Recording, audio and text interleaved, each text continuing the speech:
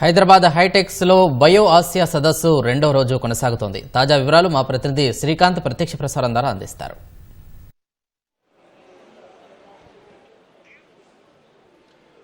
Bio Asia సదస్సులో భాగంగా రెండో రోజు పలు కార్యక్రమాలు కూడా కొనసాగుతున్నాయి. ఇప్పటికే ఆ కాన్ఫరెన్స్ హాల్లో పలువురు నిపుణులు ఈ కొత్త లైఫ్ సైన్సెస్లో వస్తున్న కొత్త పోకడలకు సంబంధించి ఈ సదస్సులో చర్చిస్తున్నారు. ఈరోజు ఇప్పటికే దాదాపు 200లకు పైగా స్టాల్స్ ఏర్పాటు చేశారు. ఆ స్టాల్స్లో ఆయా కంపెనీలు తాము చేస్తున్న ఉత్పత్తులతో పాటు చాలా కొత్త అంటే ఆర్టిఫిషియల్ ఇంటెలిజెన్స్ను ఉపయోగించి ఏ విధంగా ఈ లైఫ్ సైన్సెస్లో కానీ బయోటెక్నాలజీలో కానీ ఇంకా ఫార్మా రంగంలో కానీ ఎలాంటి ఇన్నోవేషన్స్ వస్తున్నాయని దానికి సంబంధించిన ఒక స్టాల్స్ కూడా ఏర్పాటు చేస్తారు. ఇక్కడ చాలామంది ఈ కంపెనీకి సంబంధించిన వాళ్ళే కాకుండా చాలామంది శాస్త్రవేత్తలు నిపుణులు వాళ్ళందరూ కూడా వస్తున్నారు. వాళ్ళందరూ కూడా వచ్చి ఈ లైఫ్ సైన్సెస్లో వస్తున్న కొత్త విధానాలకు సంబంధించిన విషయాలను కూడా తెలుసుకుంటున్నారు. అయితే ఇక్కడ స్టార్టప్స్ కూడా చాలా ఏర్పాటు చేశారు. ఈ స్టార్టప్స్ ఏర్పాటు చేయడం వల్ల కూడా ఇక్కడికి వచ్చి ఆ స్టార్టప్స్కు ఒక వేదికగా మారింది బయో ఆసియా సదస్సు. ఈ స్టార్టప్స్కి వచ్చిన వాళ్ళు స్టార్టప్స్ ఏర్పాటు చేసిన స్టాల్స్ను సందర్శిస్తున్న చాలామంది పెట్టుబడిదారులు కానీ శాస్త్రవేత్తలు కానీ వాళ్ళంతా కూడా వచ్చే స్టార్టప్స్కి సంబంధించిన వివరాలన్నీ తెలుసుకొని అక్కడ స్టార్టప్స్లో ఒకవేళ మంచి స్టార్టప్ అయితే దానికి సంబంధించి పెట్టుబడులు పెట్టడానికి కూడా ముందుకు వస్తున్నారు. ఇక్కడ Bharat Biotech senior general manager Vamsi Mohan గారు మనతో ఉన్నారు. ఆయన మరెన్నో తెలుసుకున్నాయి బయో ఆసియా సదస్సులకు సంబంధించిన వివరాలను. సార్, ఇప్పుడు బయో ఆసియా సదస్సు ఈరోజు రెండో రోజు కొనసాగుతుంది. ఏ విధంగా ఉంది సార్ ఓవరాల్గా ఈ బయో ఆసియా సదస్సు ఫార్మా రంగం కానీ లైఫ్ సైన్సెస్ కానీ ఏ విధంగా ఉపయోగపడుతుంది? బయో ఆసియా సదస్సు మోస్ట్లీ నాకు అనిపించింది ఏంటంటే ఫ్యూచర్కి ప్రిపేర్ చేస్తున్నారు. సో దాని ప్రకారంగా మనకి ఒక మంచి ప్లాట్ఫామ్ ఏర్పడింది. That is what I have seen here. So India తరఫు అవుట్ సైడ్ వరల్డ్ చూస్తుంది, ఇండియా సర్వీసెస్ ఎట్లా ఆఫర్ చేయగలుగుతుంది, ఇండియా సపోర్ట్ ఎట్లా చేయగలుగుతుంది, ఎస్పెషల్లీ ఏ రంగంలో ఇండియా సపోర్ట్ ఎట్లా చేసి దెన్ ఈ ఫార్మా రంగంలో ఎట్లా అభివృద్ధి సాగిస్తారని చెప్పేసి నిన్న ప్యానల్ డిస్కషన్స్ కానీ ఈరోజు ప్యానల్ డిస్కషన్స్ కానీ ఎక్కడెక్కడి నుంచో జనాలు పెద్ద వాళ్ళు వచ్చి ఈ ప్రజెంటేషన్ వాళ్ళు ప్యానల్ డిస్కషన్స్ చేస్తున్నారు. చాలా మంచి ఉత్సాహంగా ఉంది సిచ్యువేషన్.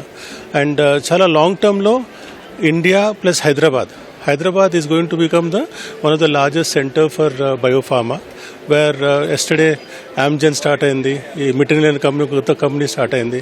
సో దానివల్ల చేంజెస్ వస్తున్నాయి మనకి. It is a good what I call positive way we are looking at bio Asia. ఏ రంగంలో చూసినా కూడా ఆర్టిఫిషియల్ ఇంటెలిజెన్స్ కీలక పాత్ర పోషిస్తుంది. ఇప్పుడు ఈ బయోఫార్మా రంగంలో ఏ విధంగా ఉంటుంది సార్ దీని పాత్ర?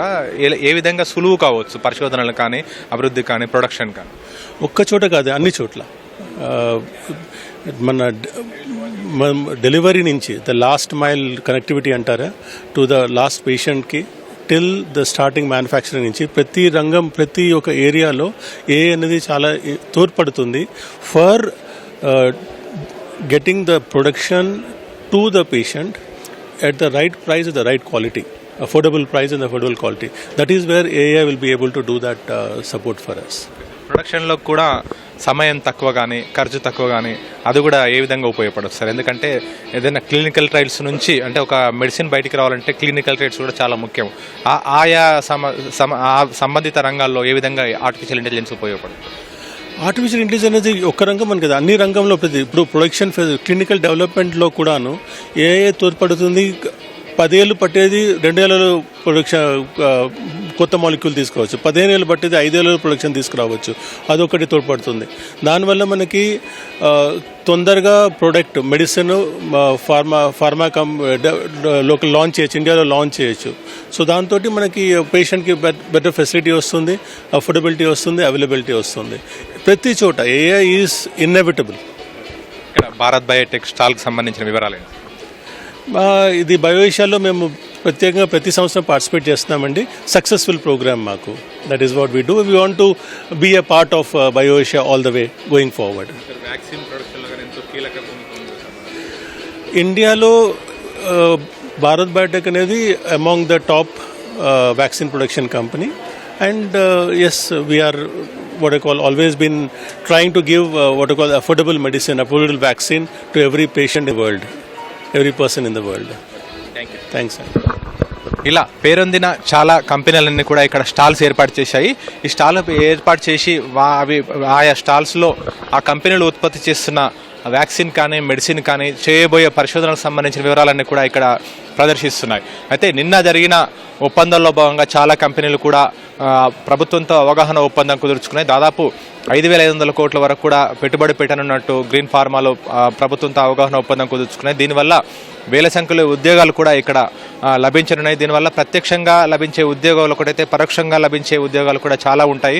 ఈ విధంగా బయో ఏసియా సదస్సు వరల్డ్ ఎకనామిక్ ఫోరం ఆధ్వర్యంలో దావోస్లో ఏ విధంగా ఆర్థిక సదస్సు నిర్వహిస్తారో బయో ఏసియా సదస్సు ప్రపంచానికి ఒక నిర్దేశంగా ఉండాలని చెప్పి కూడా ఆ ఉద్దేశంతో ఆ మేరకు ఇక్కడ ఏర్పాట్లు కూడా చేశారు. ఆ విధంగా రెండో రోజు కూడా దిగ్విజయంగా కొనసాగుతుంది. ఇక్కడ నీతి ఆయోగ్ సంబంధించిన వాళ్ళతో పాటు చాలామంది కూడా ఇక్కడికి వచ్చి లెక్చర్స్ కూడా ఇస్తున్నారు. ఆ లెక్చర్స్ వల్ల చాలామంది ఈ రంగంలో ఉన్న వాళ్ళు కూడా ఆ సదస్సులో జరుగుతున్న కార్యక్రమాలు విని వాళ్ళంతా కూడా చాలా నేర్చుకుంటున్నారు. అంతేకాకుండా స్టార్టప్స్ కూడా ఇక్కడ తమకు వచ్చిన అవకాశాన్ని కూడా ఇక్కడ వినియోగించుకుంటారు. చాలా స్టార్టప్స్కు ఇక్కడ పెట్టుబడిదారులు కూడా అండగా నిలుస్తున్నారు. కాబట్టి ఈ బయో ఏసియా సదస్సు సాయంత్రం వరకు కొనసాగనుంది. సాయంత్రం ఇవాళ వాల్యూడిక్టరీ ఫంక్షన్ ఉంటుంది. అందులో కిషన్ రెడ్డితో పాటు బట్టి విక్రమార్క, శ్రీధర్ బాబు కూడా అందరూ పాల్గొంటారు. ఇందులో ఉత్తమ ప్రదర్శన కనబరిచిన వాళ్ళకు కూడా బహుమతి ప్రదానం కూడా చేయనున్నారు. Over to you.